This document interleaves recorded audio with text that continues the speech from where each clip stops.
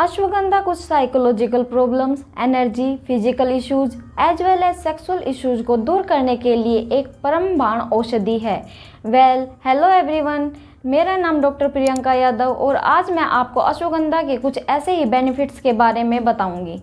अश्वगंधा का scientific name विदेनिया सोमनिफेरा है और इसको इंग्लिश में कॉमनली इंडियन विंटर चेरी के नाम से भी जाना जाता है। ये मार्केट में इजीली चूर्ण यानी पाउडर फॉर्म में आसानी से मिल जाता है। अब बात आती है कि इसे अश्वगंधा के नाम से ही क्यों जानते हैं।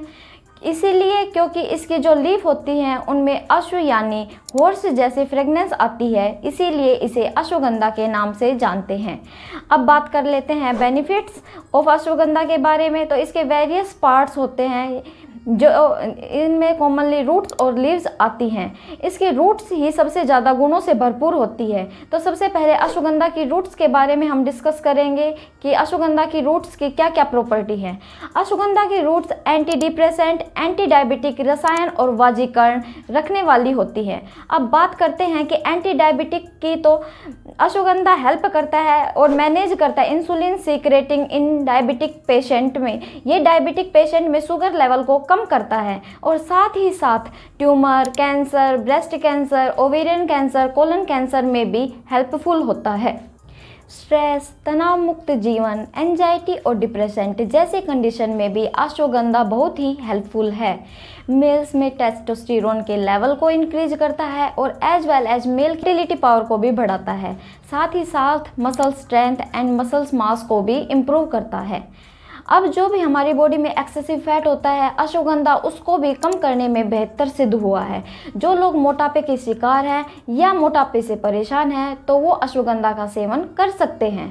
अब बात करते हैं अश्वगंधा की लीव्स के बारे में। तो अश्वगंधा की जो लीव्स होती है वो एनाल्जेसिक और एंटीऑक्सीडेंट प्रॉपर्टी की होती हैं, इसीलिए इसको खास तौर पर सर्दी में इस्तेमाल किया जाता है।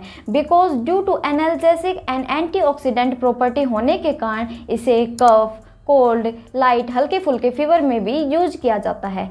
इसीलिए अश्वगंधा रसायन एज वेल एज वाजीकरण दोनों में ही हेल्पफुल है। मेल और फीमेल दोनों की physical as well as sexual health को भी इम्प्रूव करता है। अब इसके थेरेपेटिक यूजेज के बारे में कुछ बातें कर लेते हैं। तो ये nausea, vomiting, cough, cold, fever में भी बहुत हेल्पफुल है।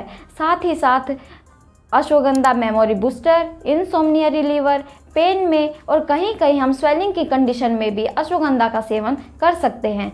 अब हम देखते हैं कि अश्वगंधा को किस तरीके से कंज्यूम किया जाता है।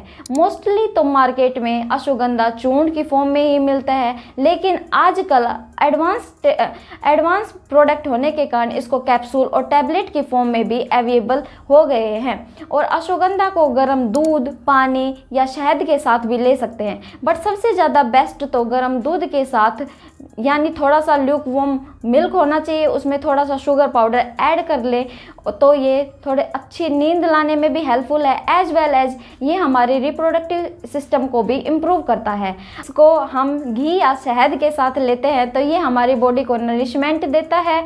और अगर इसे हम चाय रूप में, श्रीखंड के रूप में या लड्डू के रूप में भी इस्तेमाल कर सकते हैं। अब बात करते हैं side effects of ashwagandha. Ashwagandha को किन्हें नहीं लेना चाहिए, क्यों इस्तेमाल नहीं करना चाहिए। Most common and most important है कि अश्वगंधा को प्रेगनेंसी में नहीं लेना चाहिए, या जो लैक्टेटिंग मदर हैं, ब्रेस्ट फीड करवा रहे हैं, उन्हें भी अश्वगंधा को अवॉइड करना चाहिए, क्योंकि अश्वगंधा प्रेगनेंसी की कंडीशन में अबॉर्ट करवा सकता है। यदि इसकी ओवरडोज ले ली जाए या इसका ओवर यूज कर लिया जाए तो ये डायरिया, वोमिटिंग जैसी कंडीशन भी देखने के लिए मिल सकती है।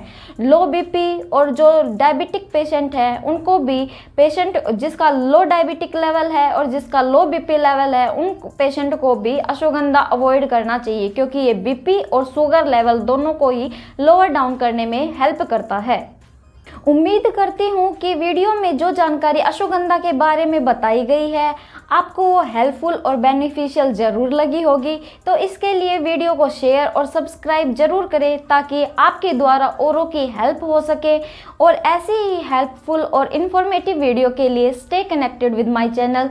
Thank you, stay happy and stay healthy.